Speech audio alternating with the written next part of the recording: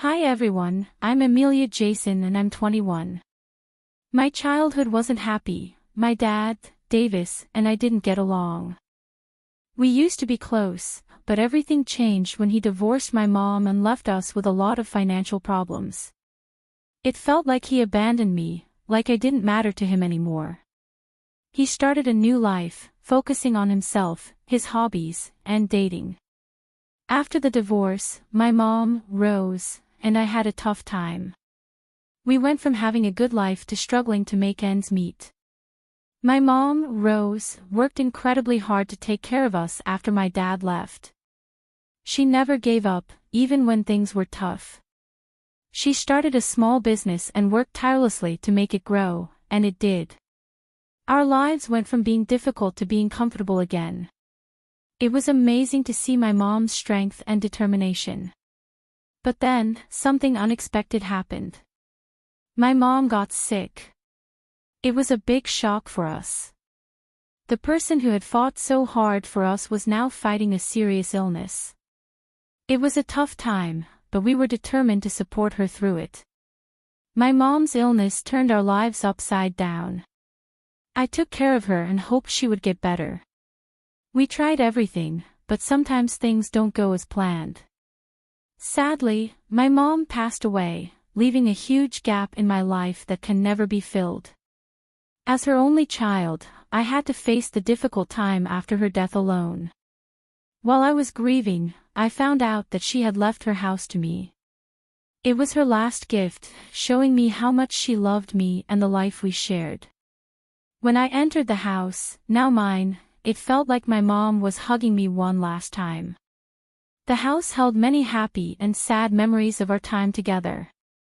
But what hurt me the most was that my dad, Davis, and his new wife, Sarah, didn't even come to my mom's funeral. It was as if he had completely forgotten about her and didn't care. This made me very angry. How could they be so cruel? Didn't my dad care about how I was feeling? Even months after my mom's death, the pain still felt fresh. I tried to find comfort in memories and friends, but I couldn't shake off the bitter feelings.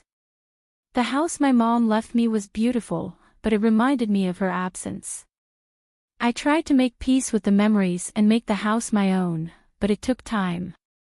Things were getting better until one day my dad, Davis, showed up at my doorstep unexpectedly. It had been months since my mom's funeral, and he acted like nothing was wrong. I opened the door, and our eyes met. He looked surprised to see the pain and anger on my face. He tried to smile, but it didn't work. We stood there in awkward silence with a lot of unspoken words between us. I was angry and disappointed, and it was hard to keep those feelings inside. Finally, he said, "Hey, Jason, can we talk?" in a sorry tone, but it didn't feel sincere. His presence in my house brought up a mix of emotions, and I just stared at him.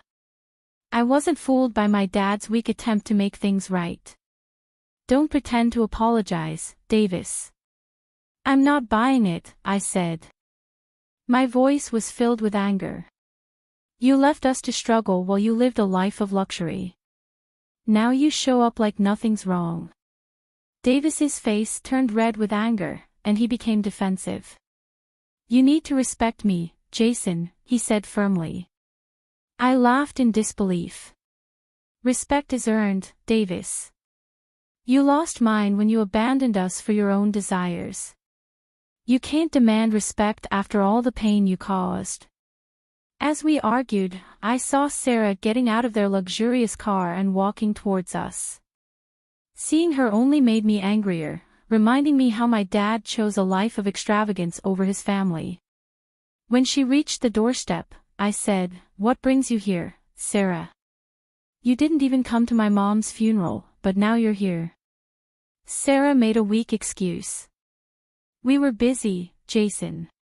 We had commitments." Her words only made me angrier. "You were too busy to attend my mom's funeral. That shows how little you care about her memory and our family." I felt a surge of anger and frustration as I looked at my dad and Sarah standing in front of me.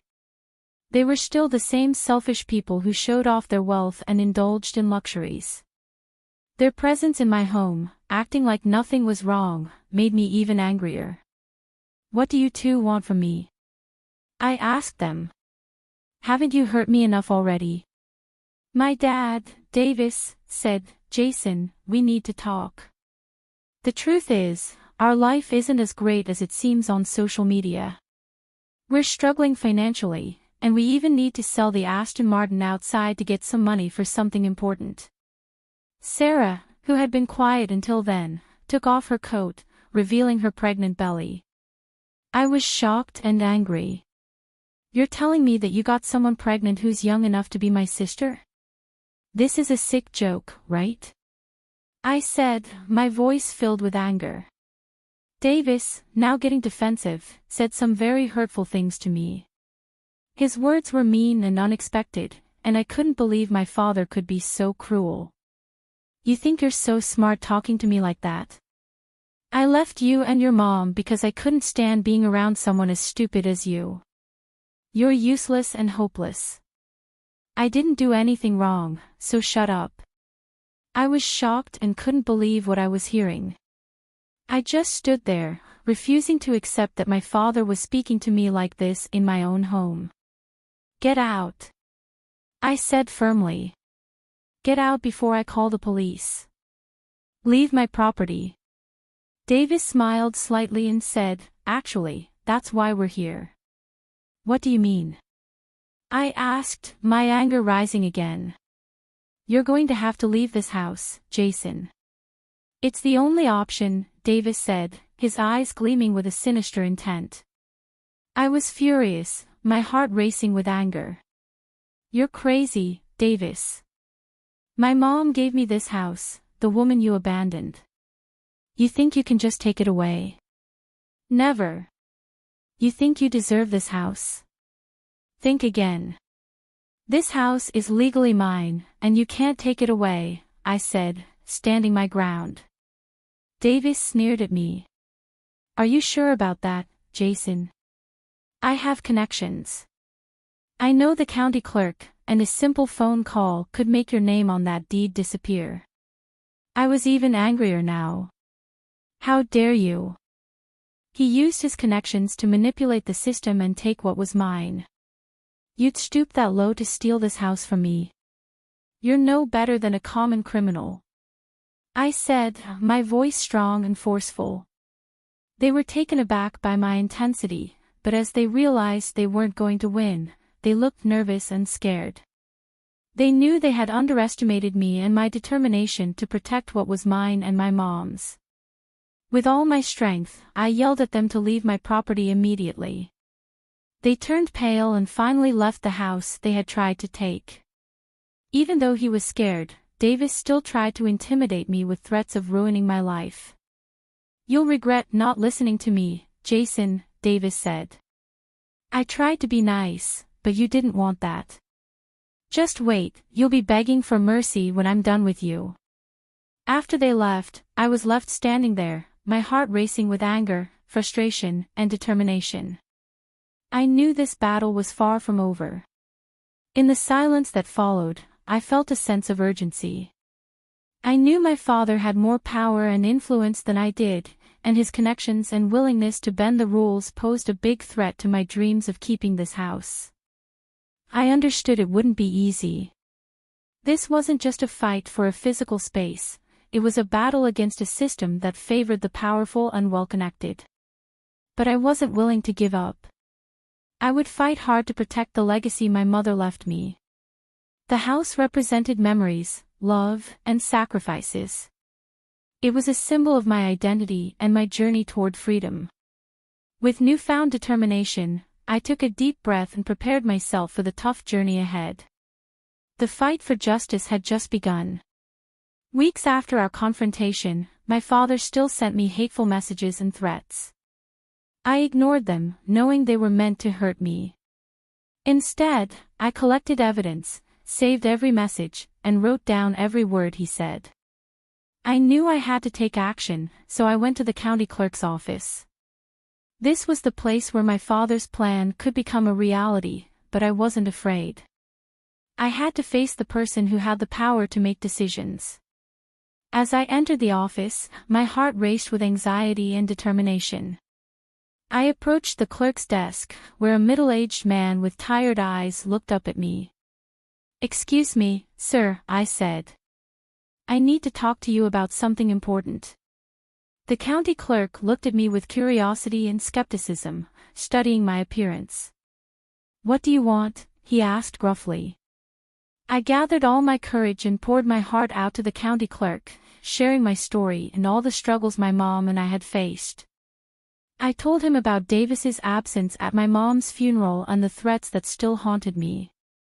I showed him the evidence of Davis's manipulation and begged him to see the truth. As I spoke, the clerk's expression changed from indifference to genuine concern. "Please, sir, understand the truth." I pleaded with him. "Davis has twisted the story to make himself the victim. Don't let him deceive you and take what's rightfully mine. I'm all alone and need your help." The clerk's eyes softened as he leaned back in his chair, taking a moment to process what I said.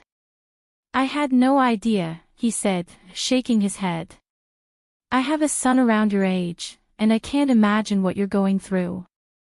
Davis made himself out to be the victim, saying you were a spoiled brat, but something didn't feel right. Maybe that's why I was hesitant when he asked for this favor. I had a feeling something was wrong, but I didn't realize it was this serious."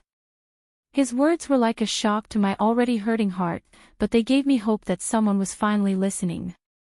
I felt a glimmer of hope that things might work out fairly. "Thank you for listening, sir," I said, my voice full of gratitude. "Your understanding means a lot to me. I just want you to see the truth behind Davis's lies." The county clerk nodded, looking determined. "I'll do what's right, but you have to promise not to tell anyone that I'm doing this as a favor. Sometimes, I help my friends in ways that aren't exactly legal, so if you tell anyone, I'll find you and make sure you regret it." I swallowed hard, scared of the man in front of me. "Honestly, sir, I don't care if you're not following all the rules. I just want to make sure my house is mine and my father can't control it." "I've got it," he said firmly. "I believe you've been through a lot, and you shouldn't have to worry about owning your house again." Leaving the office, I felt a huge weight lifted off my shoulders. The battle wasn't over yet, but I had hoped that the truth would come out and I would get what was mine.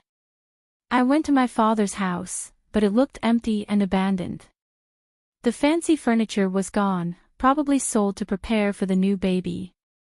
After waiting for a long time, Davis finally opened the door, looking terrible. He hadn't slept or showered in days, and seeing me made him even angrier. "What do you want?" Davis growled. "I just came to tell you something," I said, standing up for myself.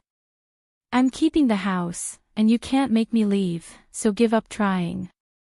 "Like hell you are!" Davis yelled, his face red with anger. "I'm your father, and I get to decide."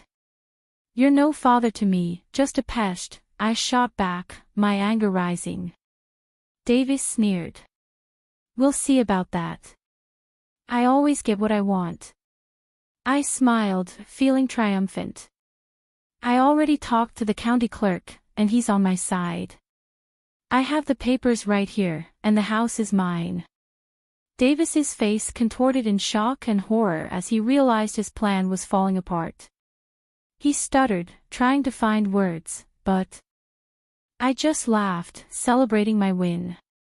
"You can't tell anyone I tried to help you, or we'll both get in trouble," Davis said, his voice desperate.